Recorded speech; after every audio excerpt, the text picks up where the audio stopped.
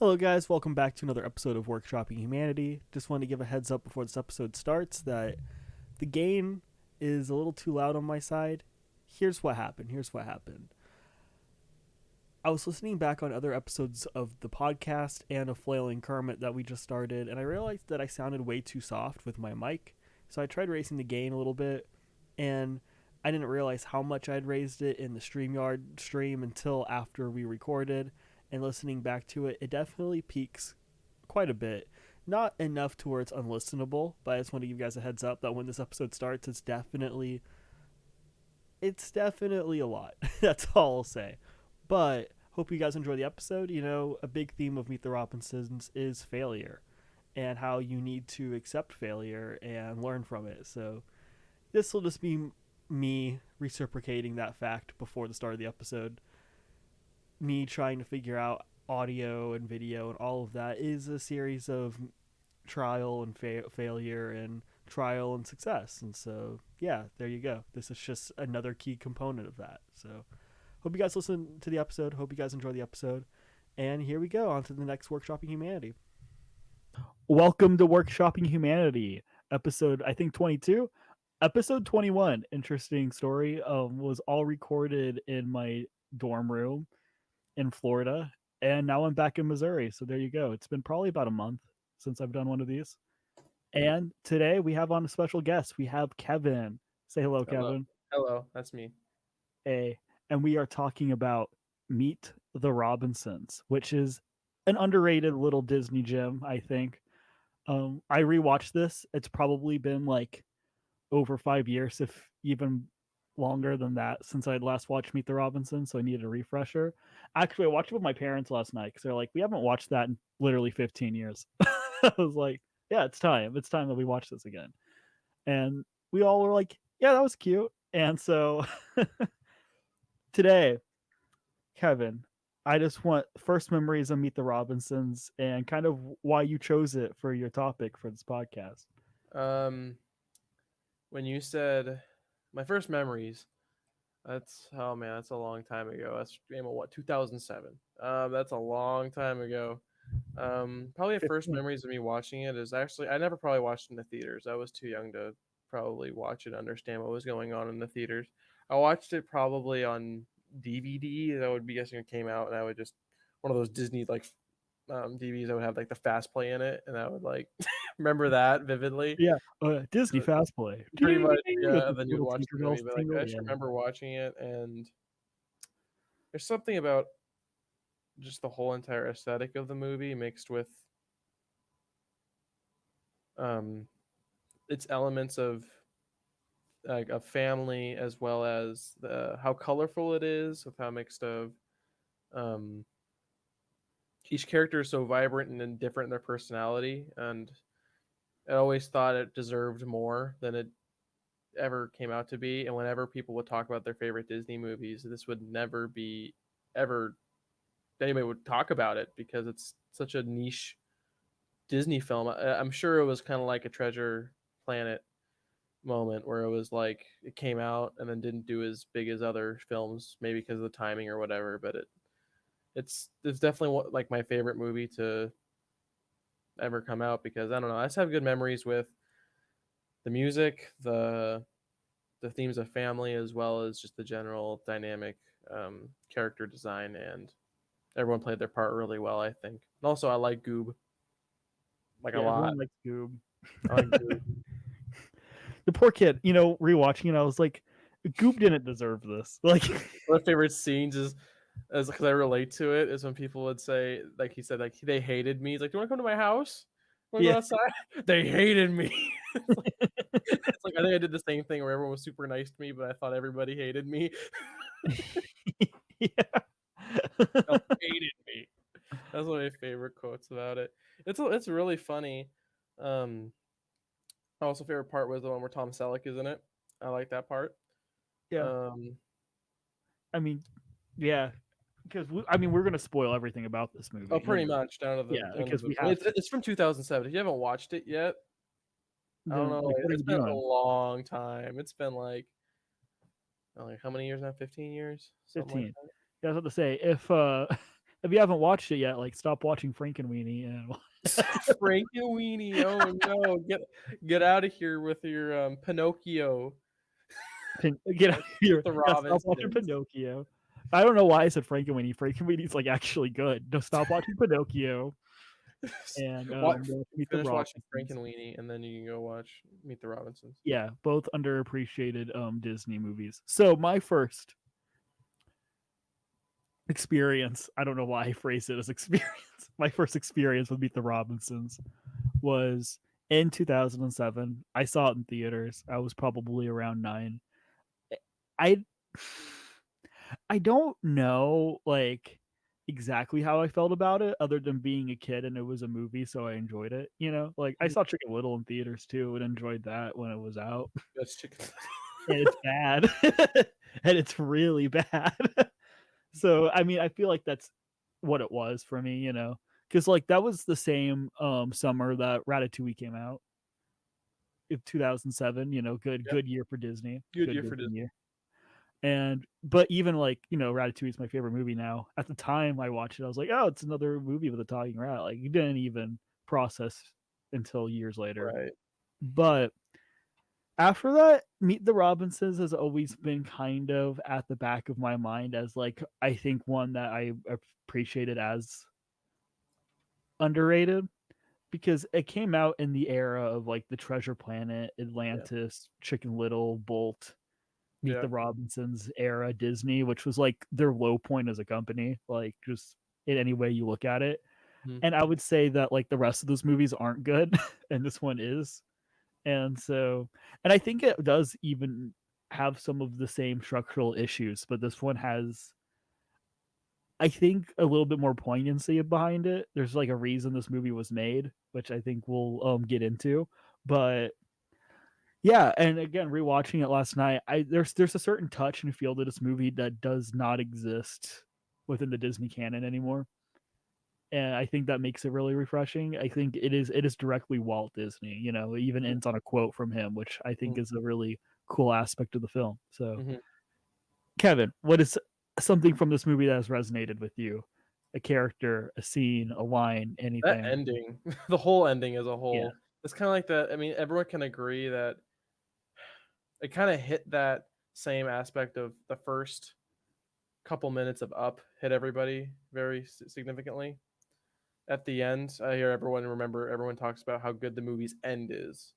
There are some bits and pieces of the start of the movie that are like it's okay, but then it gets you really start to get into it once it gets into the end, and it opens up that sense of opportunity and growth, and knowing that seeing like the really full lab that he had um, in the future, and then going back and seeing that whole room empty, and how much time and adventure there would be able to create those things, and realizing that time does move, and to enjoy the time that you have and use it,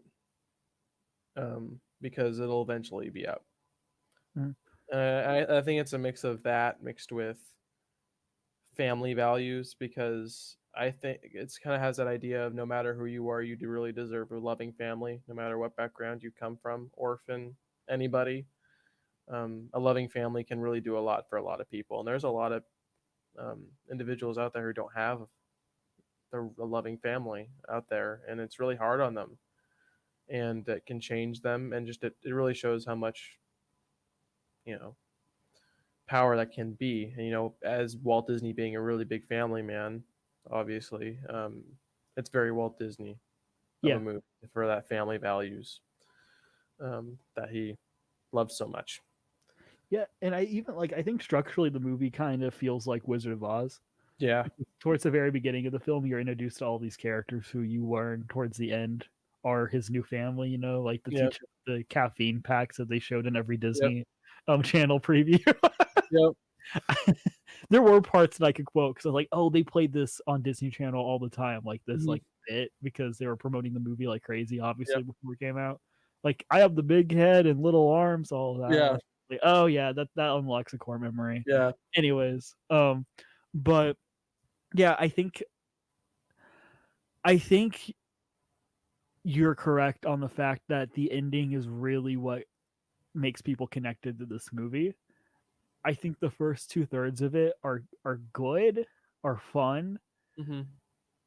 but are like a complete like tonal mess when it comes to like they are rushing, they are running through this movie. It's a movie where things just kind of happen for the Mm-hmm. sake of them happening.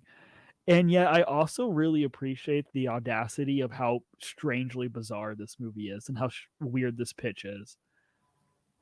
It I mean, I think it's similar to what Zootopia is now. I think that's also a weird pitch of a movie, but I can see how you can sell that movie. This is a Yeah. weird movie to sell. Like to be like, Mm-hmm. okay, there's a scene where there's like singing frogs and they're playing jazz music, and then Yeah. a giant octopus attacks a dinosaur at one point, and a Yeah. kid steals the past version of his dad to Yeah. fix the time machine stolen by a guy with a bowler hat. Like Yeah. it feels like a okay, we'll pass on that movie.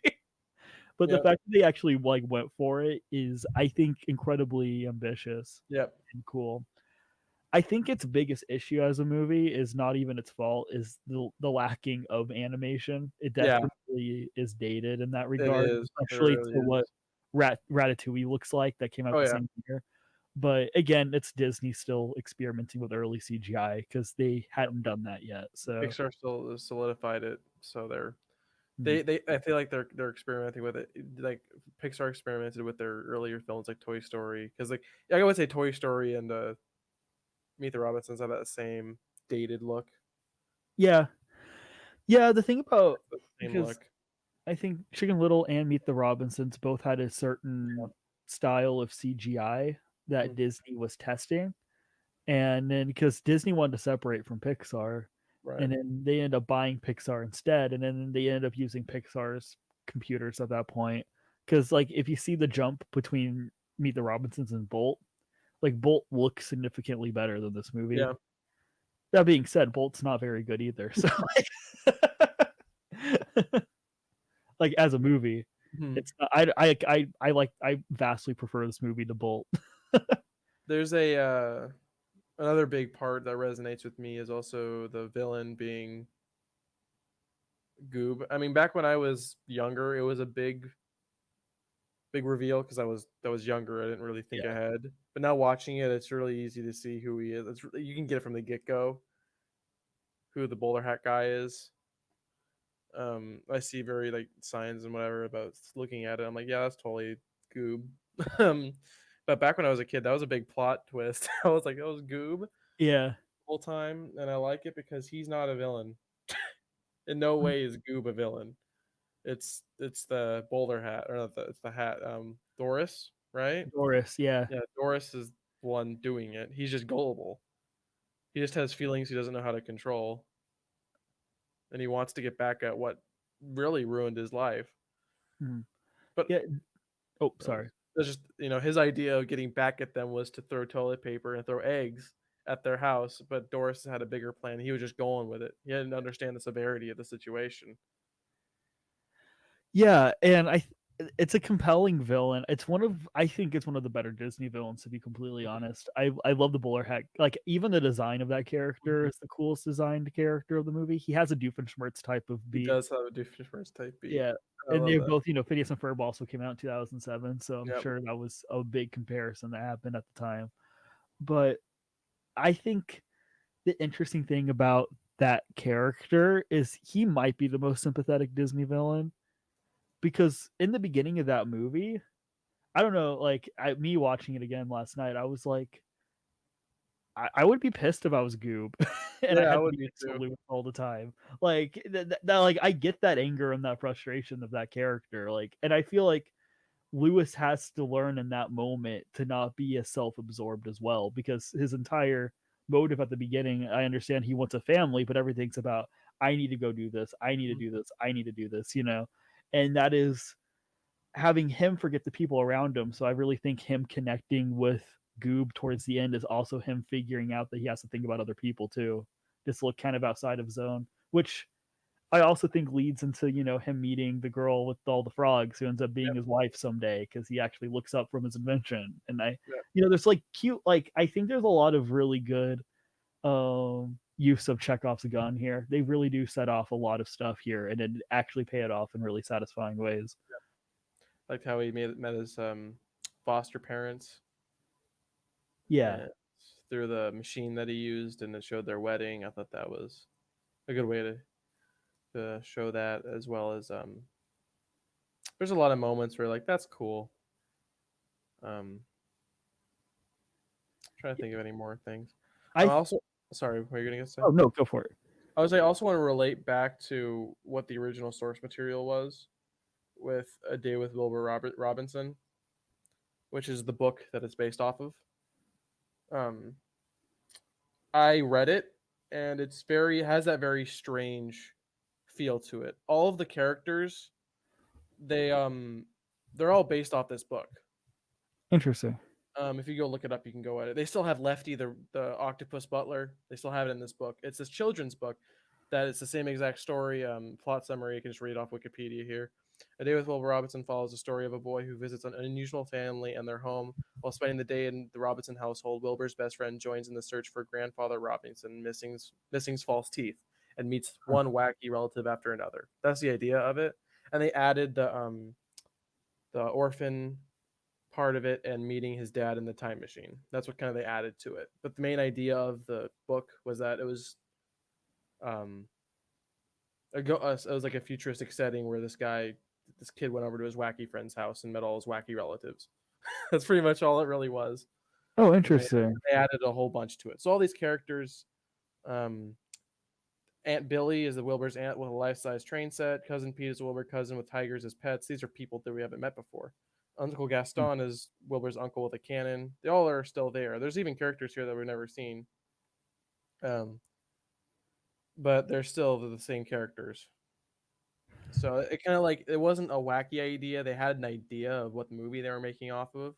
So when they were pitching it probably as a movie adaptation of this book. And Yeah. so it wasn't as random as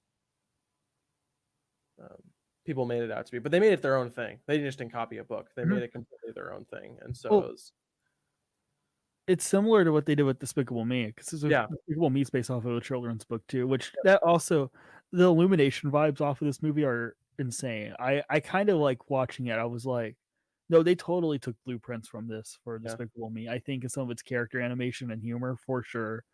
I think you can see the parallels between that, which I thought was interesting. Because yep, I think maybe a reason this gets forgotten in the Disney canon is outside of its themes, the movie itself feels kind of different from the yeah, Disney formula in a lot of ways. It feels more independently spirited, which I think is a cool thing. I appreciate that a lot about the movie. Um, so I think a really fun and important scene in the movie is the one where the uncle is wanting his toast PB and Jade, or else he's going to explode or something, yep. which is a really funny bit. But then he doesn't succeed on his Mhm. invention, and they're all like celebrate because he failed, and that's the Yeah, only way to succeed. That's so cute. I it is. love that. It is so wholesome, and it is. I love it's the idea of Walt Disney and Mhm, invention. It mhm, reminds me a lot of what Epcot's all about, which is like mhm. This obviously movie has keep big moving Epcot forward. vibe. What? This movie has very Epcot vibe. Yeah, for sure. Epcot Tomorrowland vibe Hmm. as Todayland. Todayland, which that's a cute bit I love too. that. Yeah. Todayland, yeah, and the central thesis of the movie is like keep moving forward, right? Mhm. Which I think is certainly a big thing in like Meet the Robinsons, but also the entire Disney legacy is keep moving forward, keep dreaming, keep imagining.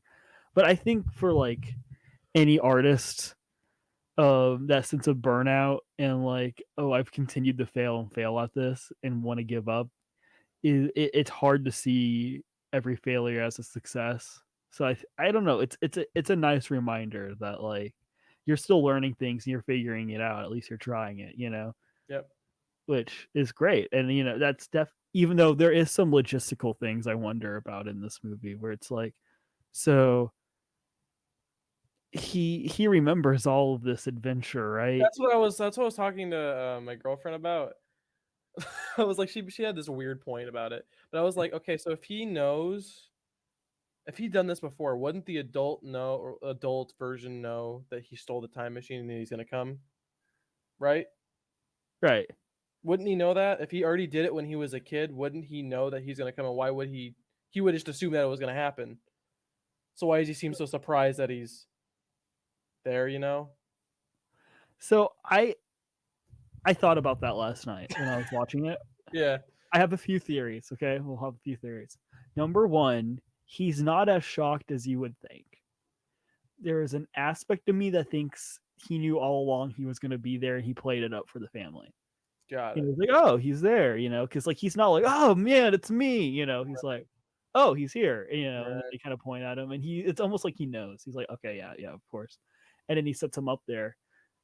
It's almost like he has a speech prepared, which is weird Right. because he's a kid, so it's just the ever-ending cycle of him Right. one day telling the kid version of himself that it's going to work out, which is also bizarre because then he knows to date the girl with the frogs because they're going to become husband and wife one day. And then he knows, like, he just knows certain things that I feel like would ruin the trajectory of that family forming. You can't think about it too hard because I still feel, but like, also he does say that in the whenever they're looking around the inventions, which is my other theory, because he asks like, well, will this be mine someday? And he's like, this isn't set in stone yet. It depends on Right. what you do now that you know this, right? Right. And so there's a part of me that also is like, this future has already been written without this, and he has come in, and now the future will be different since he's here. You know what I mean? Right. So I also feel like that could be an angle, is like, this has been a future written where like the sun has efficiently affected the future, because even like the robot was like, hey, can you like make me more muscular one day, right? Towards the end, like the robot character Frank, is that his name? With who? Is the robot's name Frank, that I robot? think right. Yeah, Something like that. I have the wiki.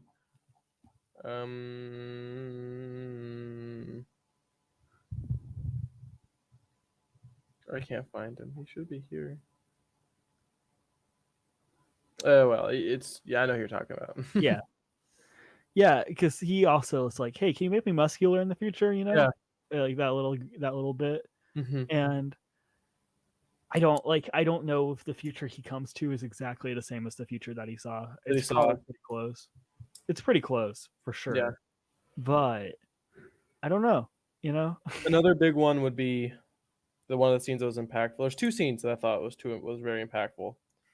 One of them was that he got the chance to see his mom and didn't take it. Yeah.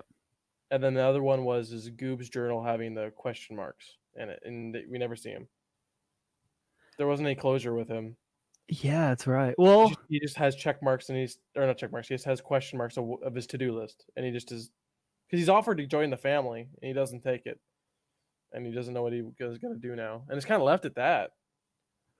Yeah, which I mean, Lewis ends up having him catch the ball, so hopefully that means it's a better future for Goob. But they never explain it. They never explain if it did or anything. Yeah. So. Yeah, that is kind of a sad moment, is the journal.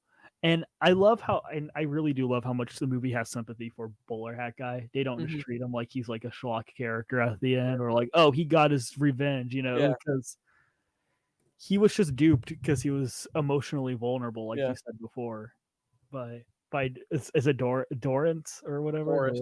Doris, which is very much like a HAL 9000 type beat. Yes. 100%. Very Which, much. Yeah, I mean, I actually love that section of the movie too when it gets dark.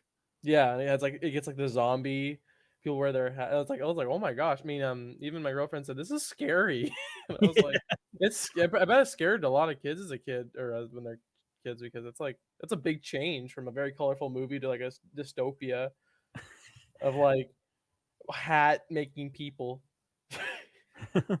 Imagine if Josh Tomorrow was like, so our new section behind Big Thunder Mountain Railroad is the scary section of Meet the I would love that, dude. I literally said I was watching. I'm like, this gives me very good Matrix vibes. Like it's you go outside the Matrix and it's all like the forget their names of the things. So cheesy. um, but those Speaking of scenes, which, Bowler Hat Guy is at Mickey's Not So I Scary right know I now. saw him. I really Wild. want to go, but That's I'm a whole country away. Oh my gosh, You're a whole country away. pretty much. I mean, yeah, technically. A complete opposite side. Goodness. Also, it's really fun. I'm looking through this cast layout.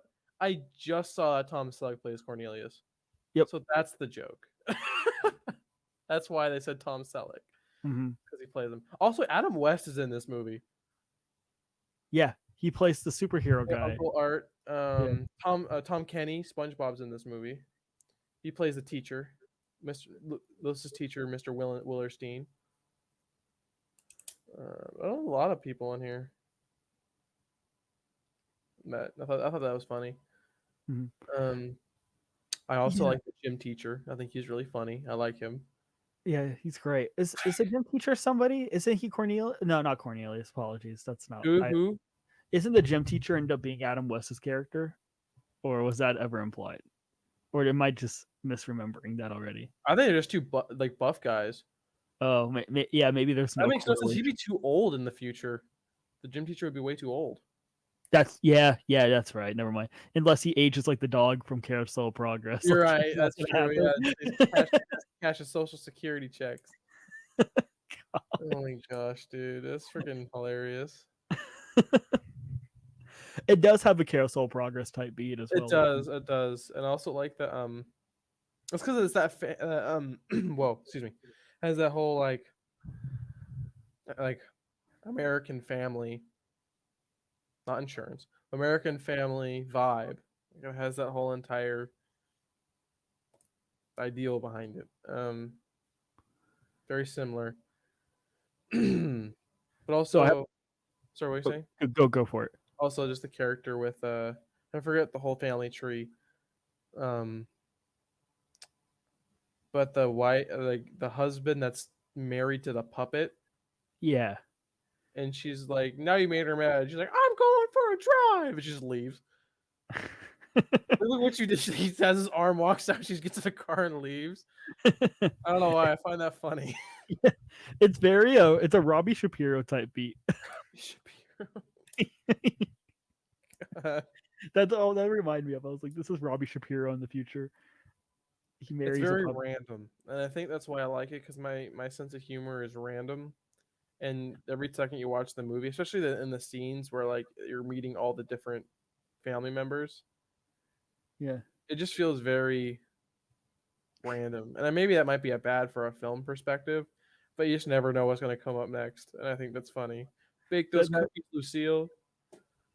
Yeah, that's the scene that always takes me off guard. Bake those cookies, Lucille. Yeah, that line and her dancing, and then because whenever I watched it last night, like my mom was like, what is happening in this movie right now? When that happened? I think Lucille's baking cookies. Oh, that was the door. Bake those cookies. It's just very random, and I love that about it. And I think that's probably what they were trying to go for, especially with the source material being random. That was the point. It's a wacky family. Yeah, I think that's what they were trying to go for. Oh, I love all of that aspect of it. I think they could have like built the dynamic of the family and the relationship a little bit more. It feels a little rushed in that regard. Yeah. Just I feel like if we spent just a little bit more time with the characters, they have another bonding moment, then we'd be like, we'd really feel them. Because like there is something that is devastating whenever they tell Lewis that they can't take him anymore, as you know, and that is like a very heart-wrenching thing. But I'm like, you could have really played that. Like that could have been like an ouch feeling if we just had a little bit more time. Yeah. But then, it's also, I guess if you watch that without knowing that Lewis is obviously the father, that it hurts even more, because whenever you know Lewis is the father, like, oh, we get why you can't do this, right? And I don't know. I think the movie makes it obvious enough that he's the father throughout the whole thing. But for kids, it's not going to be that way. I don't think. Like that's a cool reveal. And I love the way that bowler hat guy introduces that. I love when he's like, "You haven't figured this out yet," like Yeah, that. And I'm like, I love that. I love that it's kind of this wink and nod of like, yeah, guys, we've set you guys up the whole movie. Like, yeah, why on earth would they be? Because they've set it up to where like he could break the time continuum, but like the movie's not really concerned with the time continuum, or else it would have a lot more answers. It would have to wrap up. So we're like, there's something else going on to where why they can't just take Lewis, you know?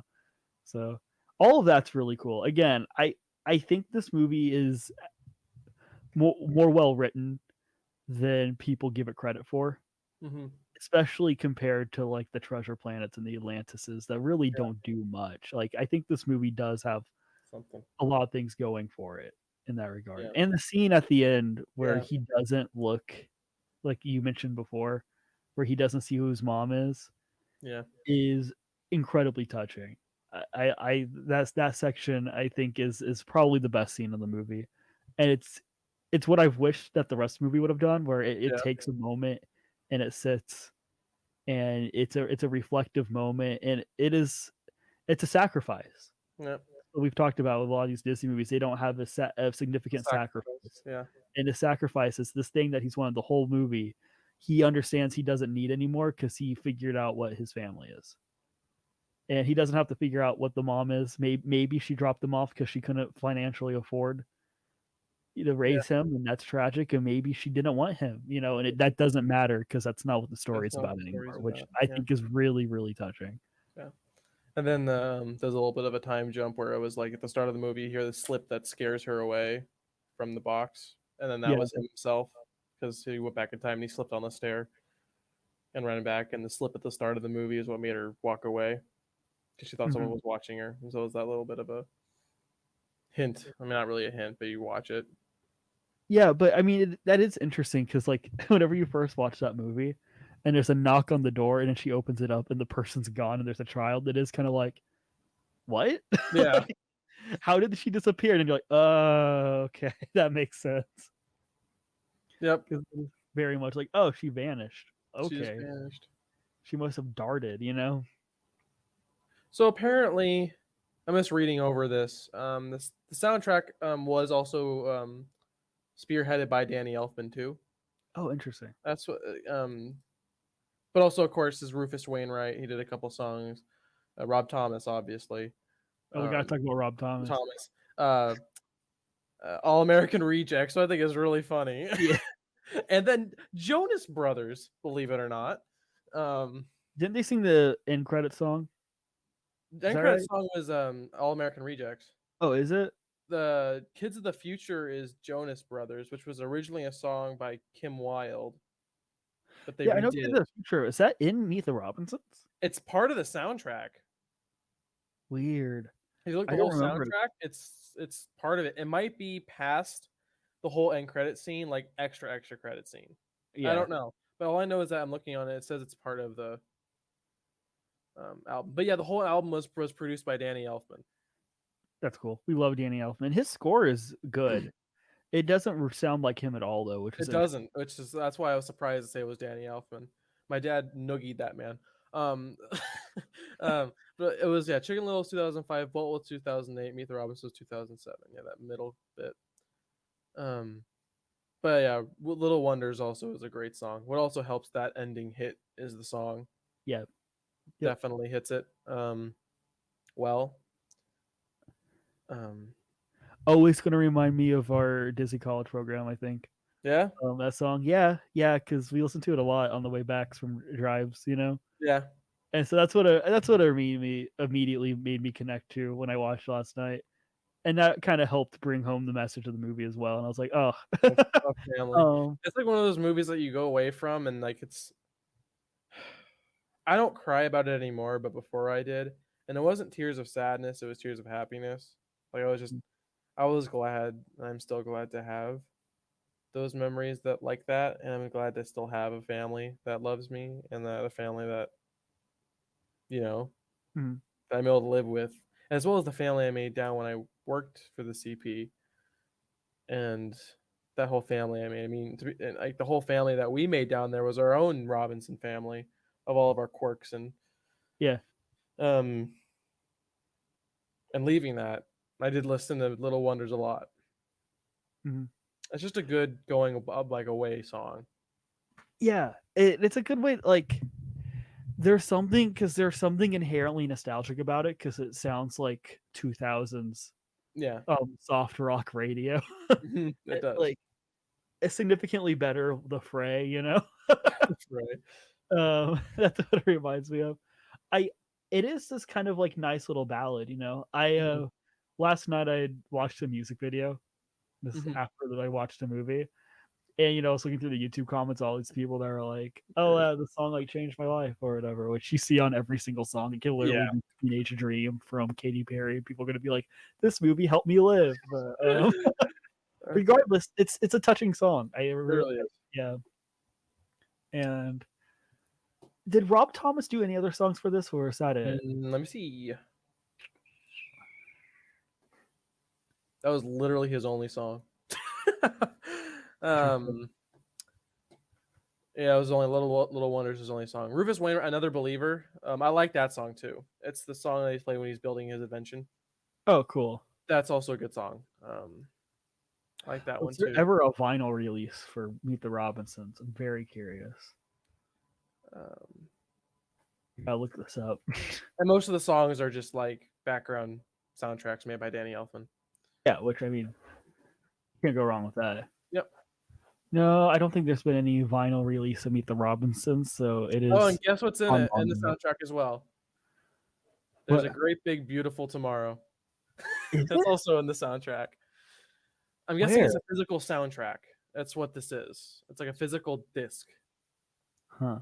and it's in it. It's on the Wikipedia page. It's 18 songs, and the two end ones are "There's a Great Big Beautiful Tomorrow," produced by They Might Be Giants, Huh. and then "Kids of the Future" by Jonas Brothers.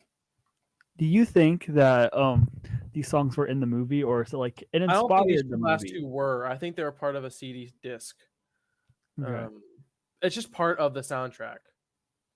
But Great Big Beautiful Tomorrow being a part of its soundtrack, I think is really telling to what the movie is trying to say. Yeah, Mhm. and that's. I'm just looking at it. What was I gonna say? What was your question? Oh, they already answered it. Yeah, no, it was. I was wondering if they had a vinyl release ever of it. Oh, They don't. They really haven't done much with it since it released, which is it had from what here it had a canceled sequel. interesting. It planned to make a sequel to the film titled "Meet the Robinsons 2: First Date." What? That's what it was named. However, John Lasseter became Walt Disney Animation Studios' new chief creative officer. He called off all future sequels because Disney Toon Studios, I guess that's what it was called. Disney Yeah. Toon originally planned, including the sequels to Chicken Little and the Aristocats. Well, Disney Toon Studios are like the company that makes like Fox and the Hound 2 Yeah, and like Cinderella 3 and stuff. So it's yeah, probably the best we didn't get that yeah. because it probably would have been Probably would really have been bad. bad. Yeah. Like, here's the thing, I don't get how you would make a sequel to this at all No, it would. because It wouldn't be the good. ending of the movie is already spoiled. Pretty much that, and I like where Goob's ending is. Mhm. I like that mysterious of like we don't know where he's at. Yeah. Leaves it open ended. Let your mind run. I like mystery when it comes to my movies and my games or whatever. That whenever I do or play, I like mystery at the end of the. So it gives me something to like ponder and think. When I know everything, it just kind of defeats it. I don't know. Yeah, ambiguity is always a good thing when you can pull it off. Because it's unlike Encanto where it's all wrapped up at the very end. Which makes no And sense. it's But it's perfect villain. where they started. Yeah, Oh man. exactly. Well, like because we had talked about this before when Yeah. we talked. It's the idea that like a lot of Disney movies now seem to have to wrap up in a certain way in order for more product to come out for Mhm. said property. So Frozen 2, there's this really interesting creative angle you could have taken where Arendelle was destroyed and they had to build back up. But Arendelle, not the Steel Thor Ragnarok thing, Right. but Arendelle's about the people, not like the Right. place, its physical place, and that's totally where it's going thematically. And then Elsa comes in, and an Ex Machina builds a Like, ice door or boxes, whatever, yeah. and this saves the day, right? Yep. And in what the weighty aspects of Frozen 2 are then diminished by that. You know, like Anna's sacrifice and her in the cave is diminished by the fact that like, oh, everything's just gonna work out anyways because we have to make a Frozen 3 someday, right? Mhm. But even you can make a Frozen 3 and they start in a worse position than they were before. That's a compelling way to start it. So I don't get it. But then Encanto is infuriating. Oh, it is. I Uh, can't. I don't like that movie. I'm gonna be completely honest. I don't like it at I all. I don't dislike it, but it completely contradicts what the movie's about. I was just disappointed by the whole entire movie. Everyone was talking up about it. I didn't watch it like right as it came out, and everyone was like, "Oh my gosh, this is such a movie, good movie." I watched it. I was like, "What did I gain? What's the lesson that you don't need to be super powered, like to have supers to be like superpowers to be a cool person or to be yourself. You don't have to have superpowers to be yourself, right? Isn't that like the whole theme? But But they even still if had that all is of them. even if that is, they all get their powers Yeah. back. So like, Here's what's the the idea. obviously it does because like I don't know. Here's my side tangent on Encanto. Okay. Okay. Okay. So Encanto starts off and goes on, and I think is a really cool movie about the idea that uh, gifted kids are put into a vulnerable situation and they have more expectations put upon them. Therefore, they are less happy. You know, Right. there's this idea that the main character of Encanto, I really can't think of her name. Apologies. A Mirabelle? Mirabelle. Yeah, Mirabelle is not, it doesn't have any special powers, therefore she feels inferior to everybody, and yet there is this sort of, I would say, jealousy from her siblings to the fact that she doesn't have to think of anyone else but herself, because you know her sister that's strong is literally carrying the workload for the entire town, and the one that plants the flowers has to be the one that looks presentable and is, you know, and they're having to hold this house together from this patriarchy of this older woman who is the villain in every regard, you know. It's about family trauma and this idea of these expectations and not being able to live as a kid because you have to like keep a certain look. Yep. And that aspect of it is so cool. And the fact that like I think there's a lot of compelling things about Bruno, and the fact that they banish Bruno because Bruno tells them what's going to happen is so compelling to me, because it's like, oh, the prophet literally came and you banished him because you didn't like what he had to say. That's like very truthful, I think. And so I'm like, you have all of this weighty ideas, and I think you have all these cool things that are set up.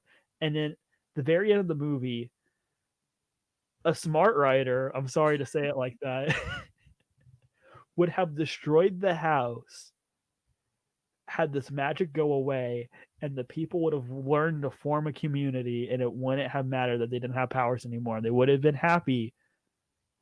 But instead, because they're like, oh man, we want sequels in a TV show someday, let's all have them get their powers back so they can build this house. But now it's, you know, back to normal, like back to Yeah. normal, but now, you know, the grandmother's not going to be as mean. I'm like, I don't buy it for 5 seconds. I feel like this house is going to go back to the way it was, Yep. and the grandmother's going to go back to the way that she was. And then boom, we got Encanto too. It's going to Same be the movie. exact same movie. It's the exact same movie. Just the cycle of Encanto, the Encanto cycle. Mhm. The equivalent of Encanto's ending is like Meet the Robinsons if he figured out who his mom was before. It's not necessary. Yep. The whole movie is about how he doesn't even know that. Yep. And so if he had figured out what his mom looked like and tracked down his mom, then like what? Why did we? Why did we go through all that Yeah. goodness? Yeah. And so that is my Encanto side tangent rant. Is these movies need to have more weighty sacrifices I think that because too, that's what the because movie is. what other sacrifices? There's a lot of new movies that It's didn't do like that as if well. did you see Toy Story 4? Yeah, I did. I didn't like it. It's like if Woody stayed with Buzz. Right. Yeah, it's like if Woody was like, "Yo, so I understand I'm a lot happier in this carnival, and I'm trying to think of myself for once, but you know what? No, Bonnie can she can continue to ignore me. Let me go back." Right.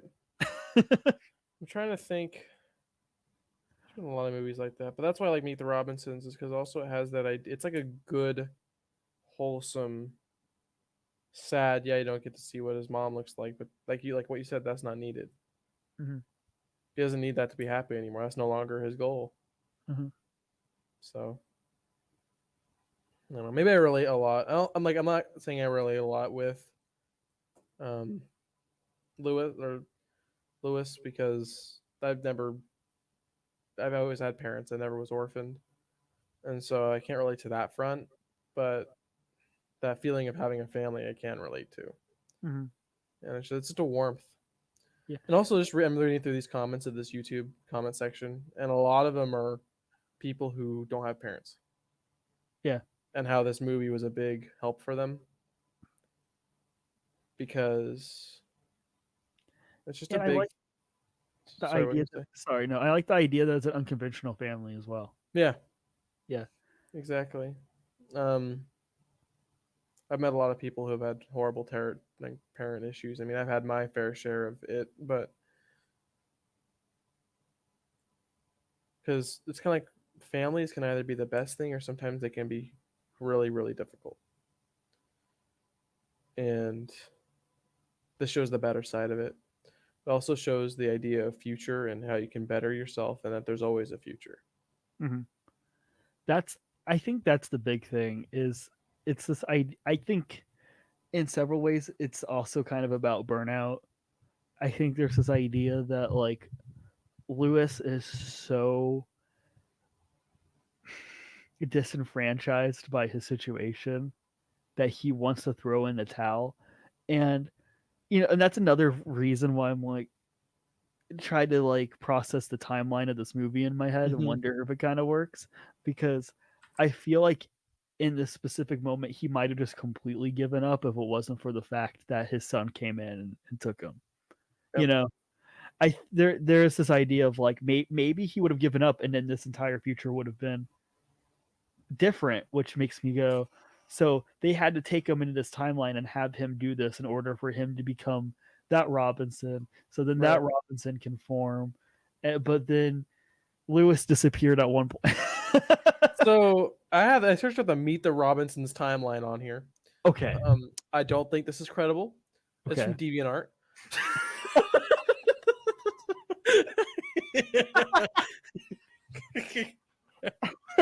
Okay, hear me out. Okay. Okay. Let's hear this. I'm gonna read this post by user. I can't even pronounce that. Um, a few weeks ago, I saw Disney's latest film, Meet the Robinsons. While it wasn't the third coming of Disney animation, wasn't it was a step in the right direction and ignited hope in me that Disney could once again become good again. Wow. The film also had time travel going for it, and as a big Back to the Future fan since 6, time travel is always. I'm not gonna read this part. Anyways, there's this. I don't know how to copy this image and paste it in here. I'm not sure I can. Yeah, this is sad. Um, but basically, it's just like number one, bowler hat guy and Doris steal time machine number 2 and travel to the present to steal Lewis's invention and pass it off as their own. Okay. Wilbur Robinson follows in time machine number 1 to stop bowler hat guy and Doris. Bowler hat guy and Doris. Wilbur takes Lewis to the future. Then bowler hat guy and Doris go to the future to find Lewis. The bowler hat guy travels into the far past. I don't know why. Oh, with T-Rex. For the dinosaur. Yeah, bowler hat guy returns to the future with T-Rex. Bowler hat guy and Doris return to the present with Lewis's invention altering the future. Right. Okay. Then Lewis travels to the present, stops bowler hat guy, and destroys Doris. Lewis returns in time machine number 1 to the future along with the bowler hat guy. Time machine number 2 does not return. Wilbur takes Lewis back to the present or past for Lewis to see his biological mom, which he didn't. Wilbur returns Lewis to the present. Wilbur returns to the future. Okay. This timeline doesn't even give a good, but doesn't give like what would happen. Yeah. The idea of the intervention, if Oh my god. Wilbur's son did not take Lewis and bring him on this adventure, he would not be who he was because he was able to see who he was. Yeah. So And there's also that's this. what doesn't make any sense to me. There's this. Oh no, it's Matt Pat. It's the film theorist Yeah, Reddit page. Meet the this, Robinsons multiple timeline theory. this is what I have to make a video about. I have to Girl, figure this out. no, literally, there is at least 5 timelines that exist in this franchise. The first timeline has Wilbur Robinson going back in time to get Lewis to fix the memory scanner, but then Wilbur fails. Check the early cutscenes from the Meet the Robinsons. Oh, no, let's talk about the video game. This is getting into it. Wait. No, we have to. We have Wilbur to brings confirm about it. a massively. So apparently, there's early cutscenes in the Meet the Robinsons video game where there's multiple times in where he failed in getting the memory scanner. Interesting. According to the video game.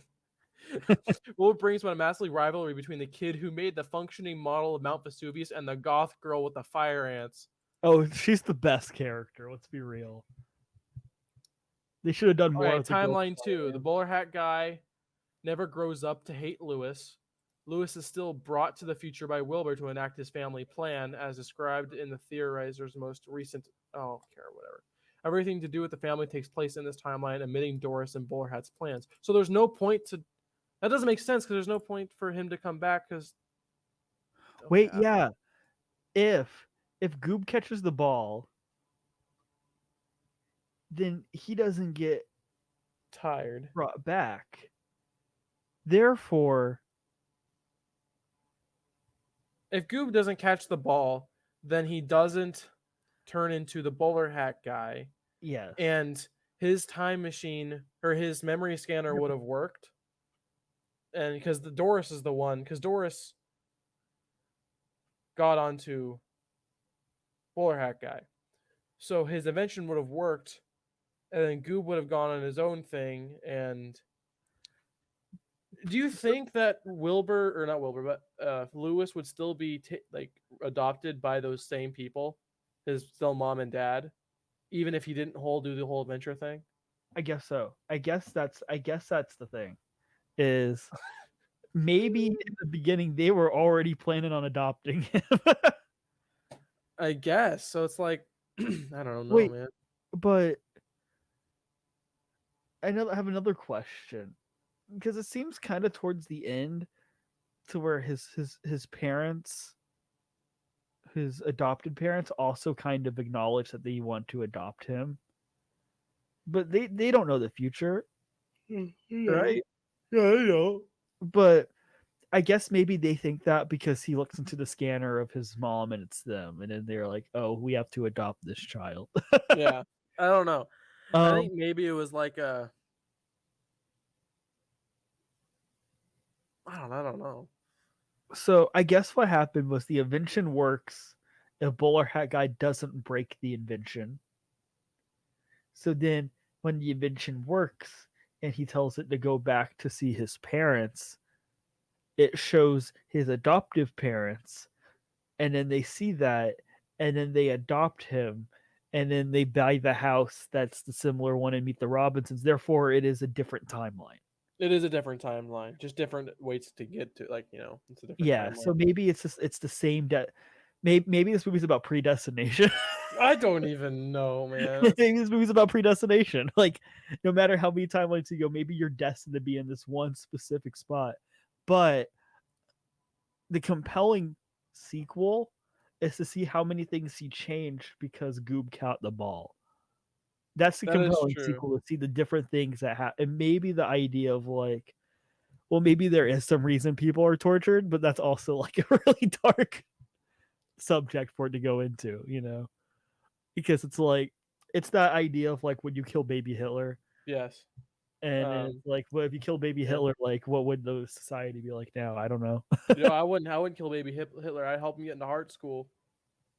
Hey, there you go. So then he can paint. There you go. I'll just help him paint. I'd be like, yo, man, we got to get this done. Yeah, you're like, please, let's not be genocidal. Let's paint. Let's paint. Let's paint. Here's a weird side tangent about Hitler. In Meet the Robinsons.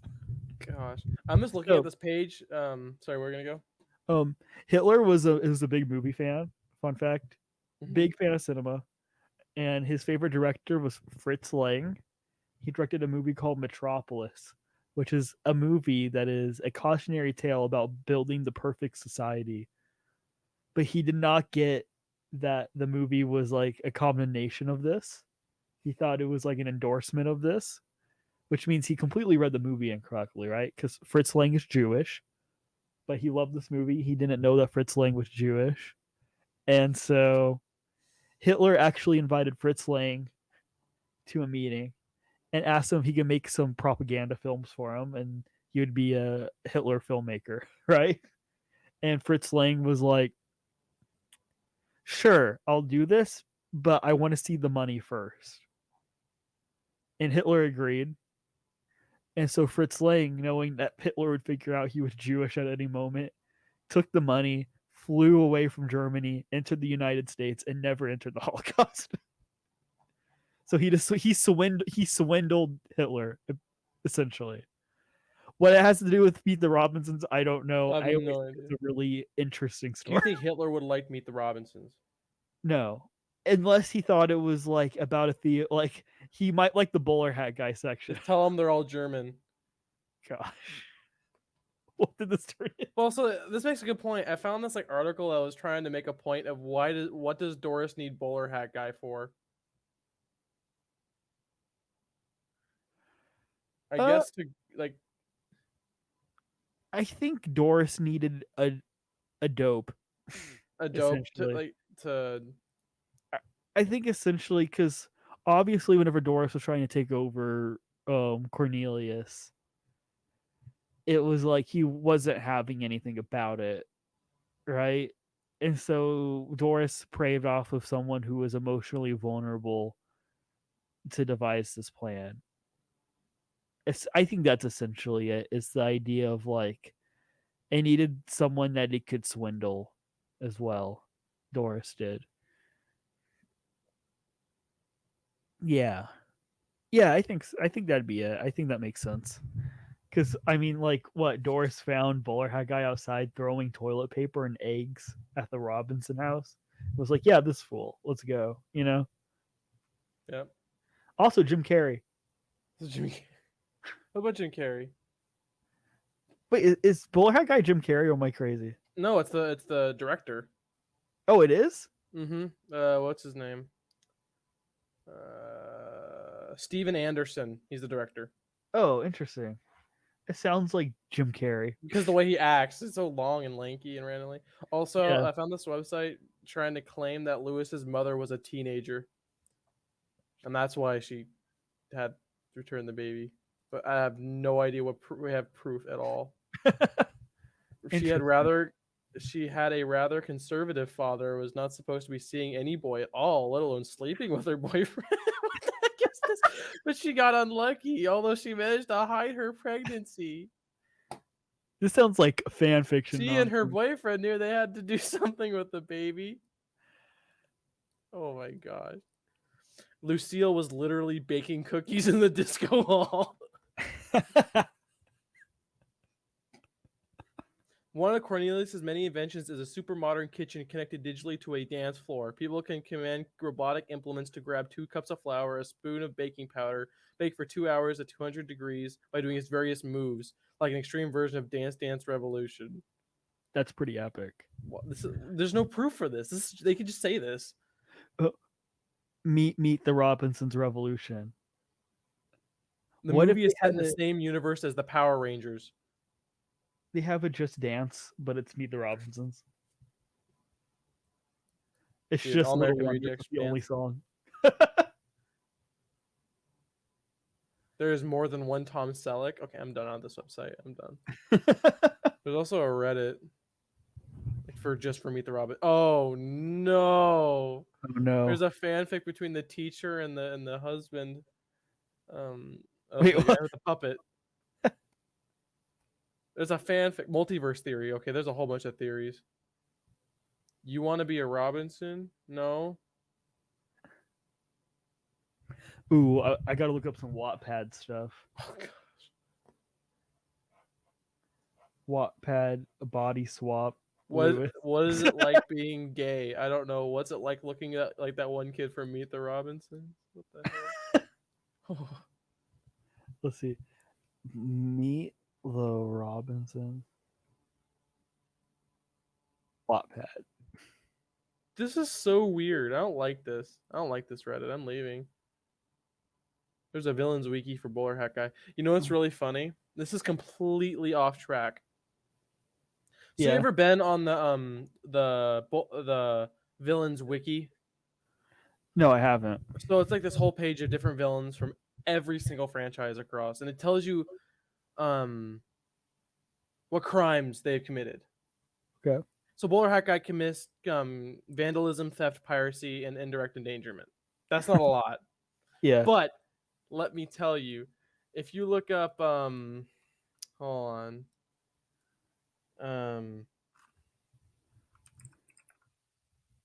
I fail his name. I can't find his name.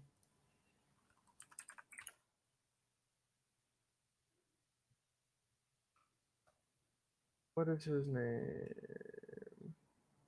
Oh, there he is.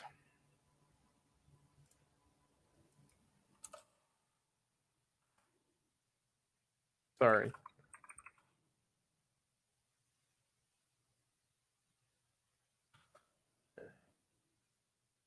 Okay, if you look up Chris McLean from Total Drama Island, I'm gonna read you his list of crimes: Okay.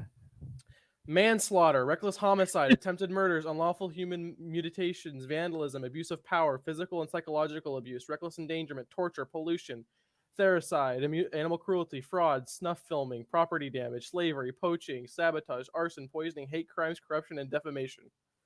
Nice. The type of villain, sadistic mastermind. Can you look up Mort from Madagascar? Is he a? Because isn't Mort like a war criminal? Let's see.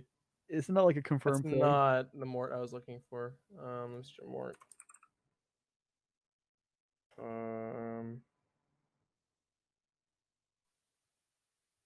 Let's see. Where are his crimes? Okay, I got him. I know I don't. That's not it's not Villains Wiki, but I don't know. There's a Madagascar Wiki. He's 50 plus years old. Mort. Yeah. Yeah. Dude, he's have you watched All Hail King Julian? No. He's weird. Mort's weird. Like he's done stuff. Abilities? He's good at playing the organ. Nice. He's talented in money management. What does that mean? Yes. What does that mean?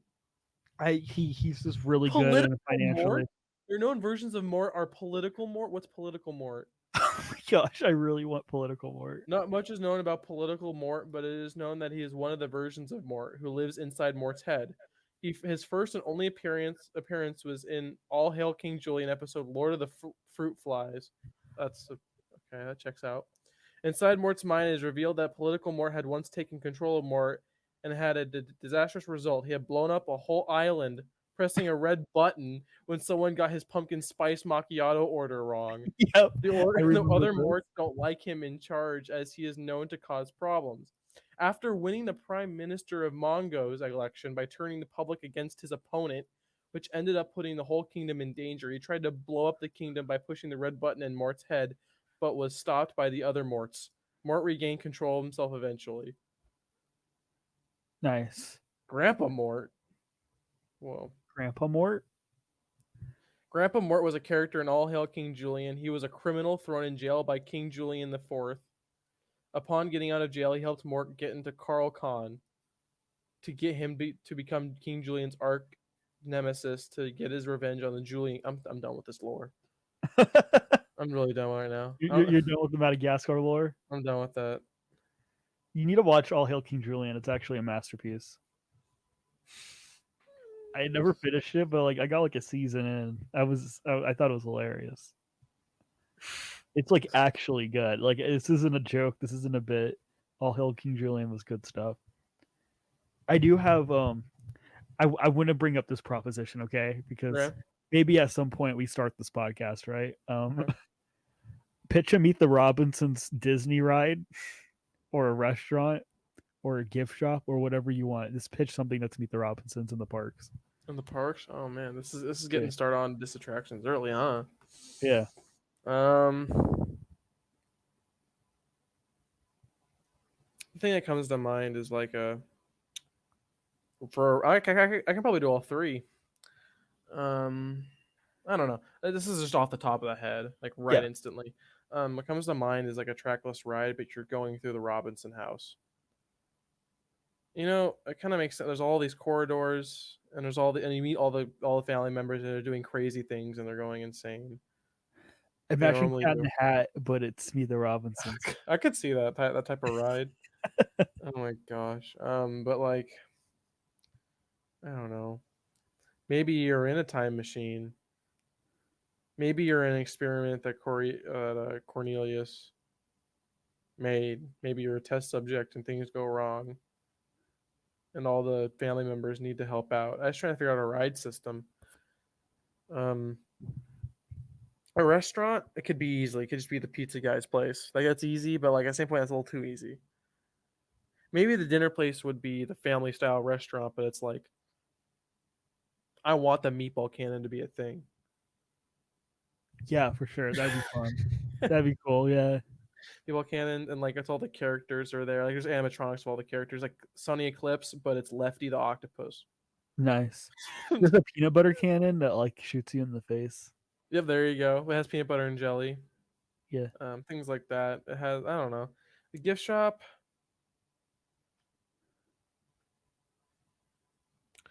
I think harder on that one.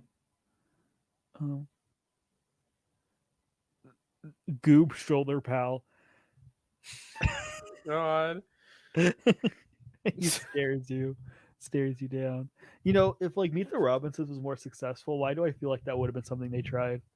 A Goob shoulder pal. You're right. No, they would have tried that, or they would Mm. do a Lefty shoulder pal, or oh, it would be a T. It would be the T Rex or the frog. That's what it would be. One of the frogs or the T Rex. I actually want to do a little bit of an experiment right now. I want to do. I would love a Goob shoulder pal. Okay, so I just looked it up, and I was wondering how much money this movie actually made in the box office It's because it wasn't a huge hit. 163 million. That's worldwide. Yeah, 169 worldwide. million. It made 97 million domestically. Okay. I want to do inflation to what that is today, real quick, because 15 years ago. Mm. Let's see, $97 million. That's from dollar inflation. So start year 2007, in year 2022. Amount $97 million, which is weird to think that the bomb. I want $97 million, but how it works.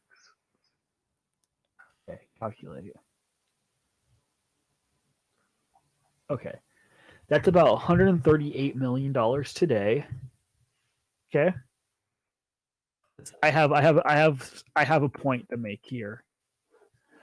Let's see, let's look at this year domestic.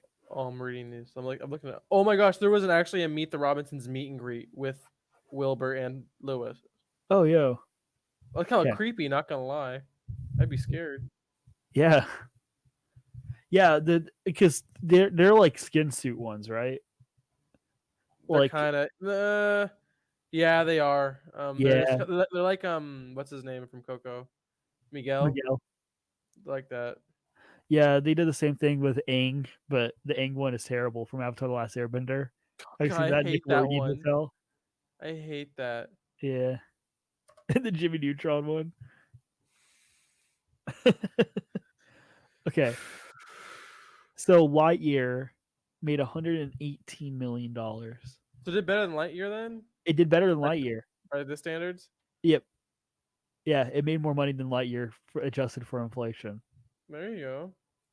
Even though worldwide, Lightyear did 226.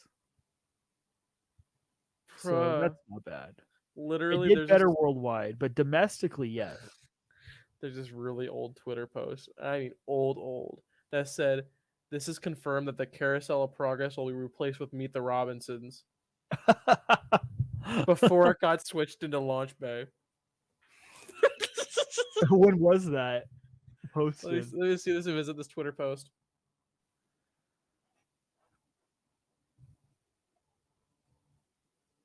2011. 2011. That's enough time for them to know that was not going to happen. They just said that. I think that either this is a meme or this is straight up like someone was just wrong. Yeah, someone was just like, "Look, guys, I know." See, because like I don't know, it opened up to $25 million. Was that number one its opening weekend? Let me look. Yeah, it scored opening week. No, I don't think it never hit number one because Blades of Glory was number one. The Will Ferrell ice skating movie. That's kind of sad. I'm sharing my Meanwhile, screen real quick. Look at this. Can you see it? I got it. This is the one idea of the. Actually, this looks like it was supposed to be in like the Nemo section of Disneyland. Yeah. Is This that is. actual like production art? I Or don't know. it looks cool.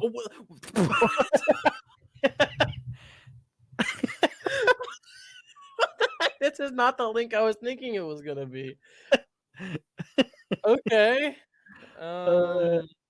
Where's the Robinsons? The Robinson. What? Where's the phone? There it is. I don't know. This is found concept art. Where's your source, sir? Has the freaking Dreamfinder is.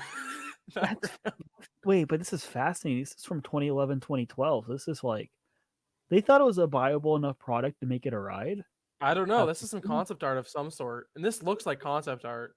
Yeah. I mean, to be fair, I'm always rooting for a Luca ride to happen. 2012. That's when I was 2012.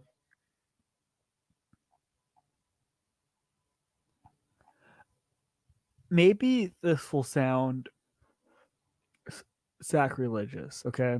Okay. Hear me out on this, all right? Okay. What if, in order for Disney to bring back relevancy to Meet the Robinsons, they made it a live action remake, okay? Oh God, no. Okay? No. Who's gonna play? Is Tom Selleck gonna play the dad? Yeah, he should. Jim Carrey's gonna play Bowler Hat Man. Yeah, he just does his Eggman performance God. from Sonic, but in live action. But no. This has been my overall pitch for Disney, I think, when it comes to their live action remakes, which they'll never follow through with, okay? Oh yeah. But I think they should take some of their more underperforming movies and more obscure movies and re-envision them and make them more viable products. Like I think a live action Treasure Planet totally works. Totally checks out. Money in the bank, go ahead and do it. All right. I think live action Atlantis even works if you have the right team and the right people behind it. So what I'm saying is the only thing about Meet the Robinsons is it is so wacky and cartoony that it would be hard to translate that to live action. We don't want a Last Airbender situation. I don't even want to talk about that right now. But those are some fighting words. But the Last Airbender live action. I don't know. I think maybe if they said like, or maybe even like a Disney Plus series that was like Meet the Robinsons, and it was maybe a reimagining, and each episode was like him discovering a different part of Todayland. I don't know. I just think I'm not sure I'd want that. I don't know. I kind of like it where it is. Yeah. kind of like how it doesn't. It kind of just did its thing. One of my favorite, like always my favorite movies are the ones that kind of just does its thing and it never continues. It just says what it has to say and then they go on to new things. Yeah. Um, not I only every. say it, I only say it because I know that Disney loves to make use of their intellectual properties. You know. So does every company. They make sequels out the wazoo. Every company Mhm. does. It's because it's easy money. Um, But I think it's an interesting premise to take an IP that never took off and actually reimagine it. I think that would be interesting. yeah. What's so funny is I should have picked it up. There was a copy of the Meet the Robinsons video game for the PS2 at my local Goodwill for $3. I didn't buy it for some reason, and then I checked today. It's Okay. gone. Someone bought that. Someone was like, "I want this," and took it, and I was like, "No, wait." So Oh well. I was like, I wasn't. I don't have a PS2. I can't play it, but if I ever got one, I would play it. Jeez. I was like, oh my gosh. so about like I would say maybe 3 days after I was back from Florida, I was hanging out with my friend Ben, past guest of this podcast. Um and this like retro game slash comic slash toy store had just like opened up. We're like, I wonder what this is. So we walked in, and what was really funny is my friend, like while I was in Florida, kept messaging me about Pokemon Stadium Oh gosh. and how he was like, it's a game and you watch TV with Pikachu. And he goes, and I have to get it. So when we come back, we can watch TV with Pikachu. And I'm like, okay. And he kept trying to find it. He's like, I can't find this game, but I want to watch TV with Pikachu. And we went into this random local game store and we looked under the glass, and the one game they actually had for GameCube was Pokemon Stadium. And we were like, what? It was the only GameCube game they had. We were like, uh, and it was like $60, and we got Was it. it Pokemon Stadium? What? Was it for the GameCube? No, Pokemon. Did I say Stadium? Yeah, I meant Channel. that's what I thought. I meant Pokemon Channel. I was like Pokemon Stadium. Yeah. That's like my realm. You're delving into it. I was like, No, not yeah, it's Pokemon Pokemon Stadium. No, Channel. It Pokemon totally is Pokemon Channel. Channel. I love Pokemon Channel. I was like, that It sounds like was. Pokemon Channel, but Hey You Pikachu, also for the N64, also had that, and it sucked. Hey You Pikachu it literally sells for $5.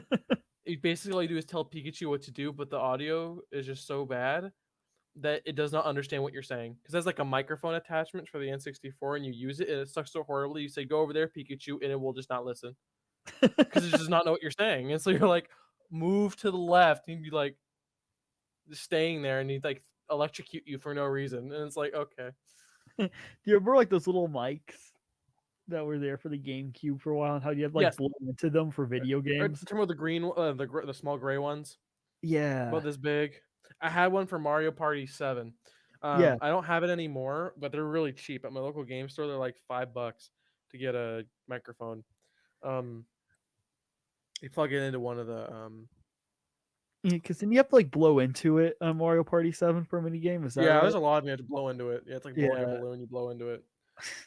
that was Th- annoying. I'm not it gonna lie. was annoying, and then you had to like you can play the game without it. I have Mario Party 7. I have 2 copies of it for some reason. I don't know why, but I have it and I play it. You can play it without it, which is nice. I Yeah, was hoping you wouldn't have to. I own every Mario Party game except for like the bad ones that were coming out. I You own think I every single stopped. one, really? I have every single one um until 8. So you have 1, 2, 3, 4, 5, 6, 7. Yep, and 8. Oh wow. Um, I well, used to have Mario Party 1. I don't have it no more. between me and then my sister and my brother-in-law, Oh, okay. because we were collecting them all. So I think the N64 ones are probably with my brother-in-law because he has an N64. Yeah. It's kind of So based. I take a flight to South Carolina, then I can play. No, but the N64 Mario Parties are the best ones. I'm gonna get into a side tangent if you just video games in general. I will go Yeah. off. Tomorrow's a big day for video games because the Nintendo Direct's coming out, and also a PlayStation State of Play is coming out, and that's a big one too. So Yeah. And did I tell you? This is completely side tangent that I'll probably cut out real quick, just because. Did I tell you that my sister's going to Disney World like next week? No, I'm like, how many times this year? It's for work though. of course. Yeah, but I was like, that is wild. She's like, I mean, you've still spent more time here. I'm like, I guess technically, but like, still. So at my local game store, they have a website, and I was trying to find Muppet Party Cruise. Yeah. It does not. They don't have any copies, but they do have a copy of Muppets from Space Oh no. available for 99 cents. Nice. Okay, but Muppet Party Cruise is like cheap here. It's at my local game store right now. I'm trying to.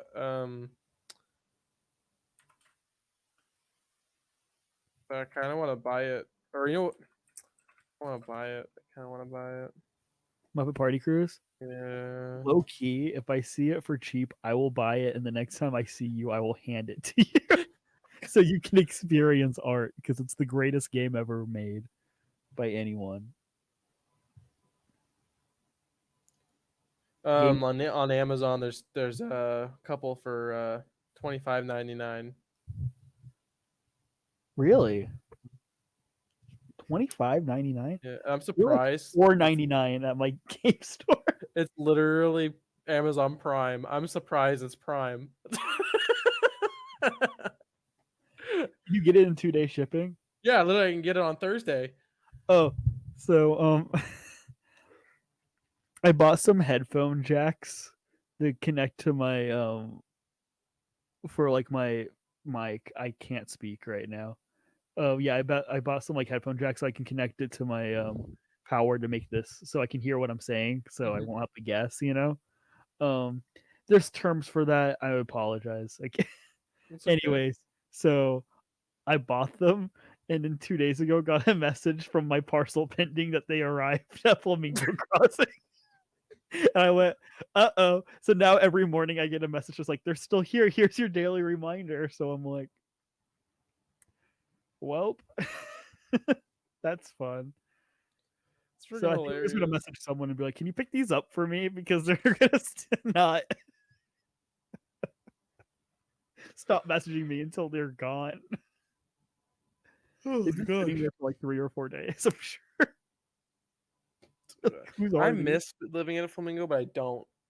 I miss being in Yeah. Florida. I just don't miss Flamingo.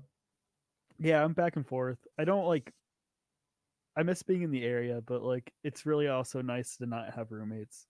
It's nice to not have roommates. It's also nice to not be in the constant heat 24/7. Like that It, heat. it's kind of that heat right now in Missouri. It didn't change much. Yeah, it's got. I mean, right now it just got past like a couple fire hazard things right now. So the sky was very smoky recently.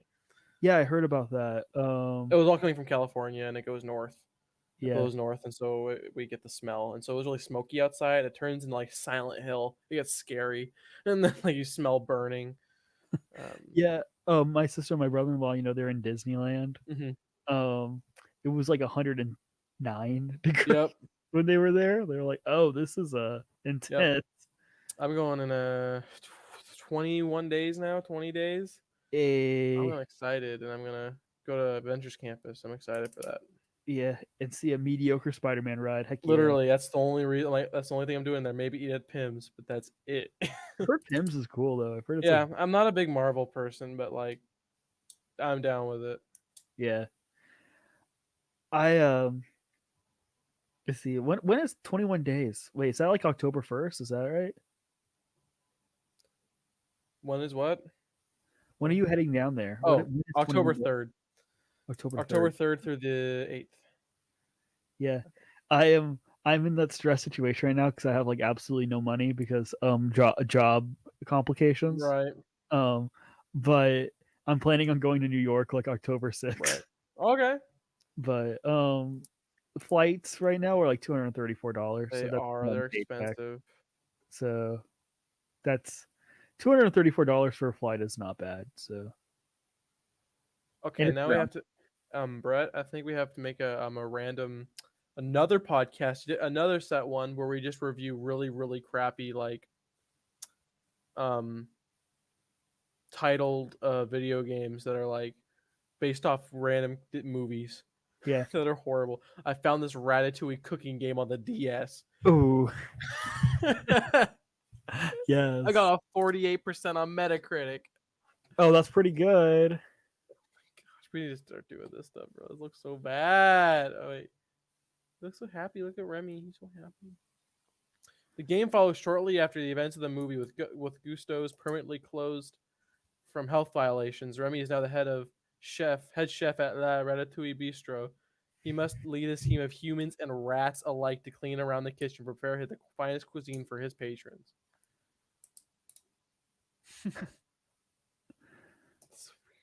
I can't wait to watch the analysis video of that after I watch another analysis of Moral Oral pop up. Oh my! I have my dad bought HBO Max now. And Moral Oral's on there, and I was like, I don't really want to watch this. But do you know how, like, my question is, like, because I remember watching a video essay about that, being like, this sounds interesting. I'll have to watch it sometime, right? And now, like, it's all I get on my recommendations. There's no Moral Oral. Weird. Yeah, I get like weird like video essays about like obscure topics, like a Ratatouille video game. Like that would show up in my recommendations. And then a video essay on Moral Oral. Like, how many of these exist? My literal like entire YouTube panels analyzing the show. I have such random like recommended. It's all over the place. There's like right here I got some Undertale music. I got some I Was Attacked on the Streets.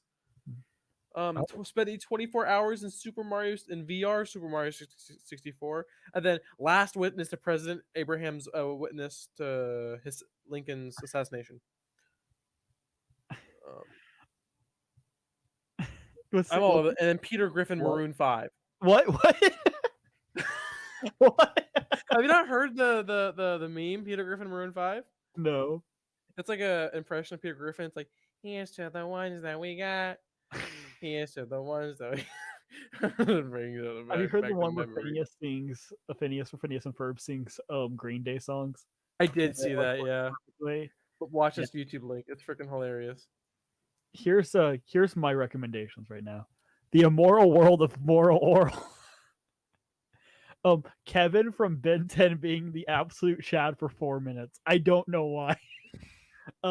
My Bloody Valentine Loveless album review. Okay, that makes sense. How Lightyear fails in the first 20 minutes.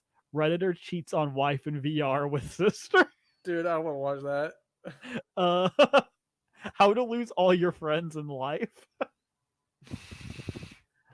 The controversial history of the director Little Boo. I don't know. Former Trump lawyer says he's going down. Moral Oral episode 20 season 2. Yeah, this is I don't know why it always recommends me Moral Oral now, but it does. I'm gonna send you a whole bunch of links to watch because this stuff is funny. So the first one is the Family Guy Maroon 5, and then this one is it's like a Guitar Hero mod where it's John Wick, Yellow Among Us strip, Walter White, and Saul Goodman perform "Living on a Prayer." What? This is what I was talking about when he had ideas for theme park. Just the most random IPs just coming together on stage to do random songs. Still in Colombia, Mexico, Bad Guy Land. Bad Guy Land, straight up.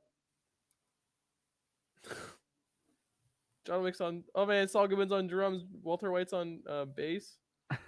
Walter White. Dude, Among Us Drip is on main guitar, and John Wick's on vocals. I freaking love these things, bro. I love absurdity. Yes, which is why you love Meet the Robinsons. That's why I love Meet the Robinsons. It's so stupid. I love things that are so stupid. Why do they exist? That's a good transitional period. Yeah, back to Meet the Robinsons. I mean, I don't know what else there's too much to discuss about Meet the Robinsons. It's So do you want to do some final thoughts on Meet the Robinsons? Final thoughts. Yeah. Okay. If you haven't watched it, definitely watch it. It's definitely worth a watch. It does look dated a bit. I guess the final thoughts, I guess, is that it's an underrated, dated family film, American family film, futuristic film that basically discusses the meaning of what family is and what the future is, and failure, and what that means, and and what it doesn't mean, what it means and what it doesn't mean. Um, because at the end, failure is just another step to success. And I think that's just kind of like its main point is trying to drive home. Is no matter how many times you fail, it always is a step towards success. Yeah. Absolutely. I agree with that. That's like one of my favorite parts of this movie. I think that Meet the Robinsons is kind of about, and it's this nice warm hug of a movie that's like, hey, you're gonna be okay because you're where you're at right now for a reason, you know.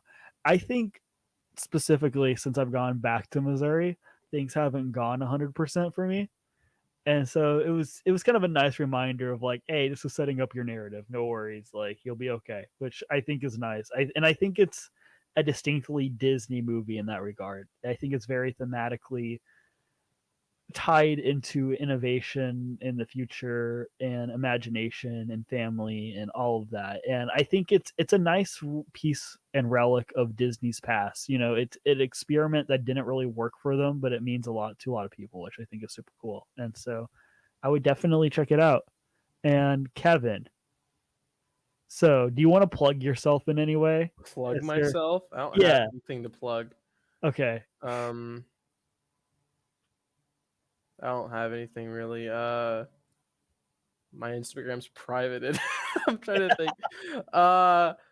If you want to follow my YouTube channel that has no videos uploaded, feel free at Hydra. That's literally it. Search it up. That's literally my channel. It's 13 subscribers strong. I don't even know why are they subscribing to me. I don't know. I have no content. But go ahead if you want. I've subscribed to you. Oh, actually, I do have something to plug. Go subscribe to Jimmy Neutron Best Moments. Yeah. Please. We can do a whole different episode about that beast. We can do a whole analysis based off that. But just go subscribe to Jimmy Neutron Best Moments. Jimmy Neutron Best Moments. Let's go. Yep. You're gonna have to go to the channel section, but it's the first one up there. It has 18 subscribers, growing strong. Yeah. They're gonna get to 20 soon. Yep. It's one of my friends' channels. Yeah. It's great. So, this has been actually, okay. So, I have to fix the outro of this. Okay. This is what used to be considered a Toy Box podcast. All right. Mm-hmm. So, we have rebranded our entire page based off of this podcast, Workshopping Humanity. So, now this is a Workshopping Humanity podcast called Workshopping Humanity. That's a little sweaty, but we'll work with it. But right now, the website is still at toybox.com. That's still the domain, but the website will look different right now. I'm just letting you know. toyboxd.com. That'll take you to the Workshopping Humanity website. You can follow us on Instagram at Workshopping Humanity, exactly spelled the way that, you know, the title of this YouTube video is spelled. If you're at our YouTube channel, you know, subscribe to that. We're trying to hit 100 subscribers. It'll like almost get there. And then some people will leave, and it'll almost get there. I'm like, yay! Keep moving forward, Brett. That's right. That's the whole point of this. Keep moving forward. Yes. Oh my gosh! You know what's so funny is that it's not wrong, because I have a friend who does YouTube, and I remember when he was just at 100 subscribers, almost made 100 subscribers, and he was trying so hard, and now it's been a couple years, and now he's at 800,000. Yeah. Whoa. So he's almost at 1 million now. He's getting close. But just keep moving forward. You'll get places if you just keep on trying and keep putting in effort. Cool. Yeah. Awesome. You know, that we tied that in well. Look at that. You can follow my personal Skipper_Scott. It used to be a lot more active than it is right now because I'm not doing anything with my life. So oh my gosh. I guess there just means more podcasts. Yeah, that's right. That's right. So there you go. And I'll talk to you guys later.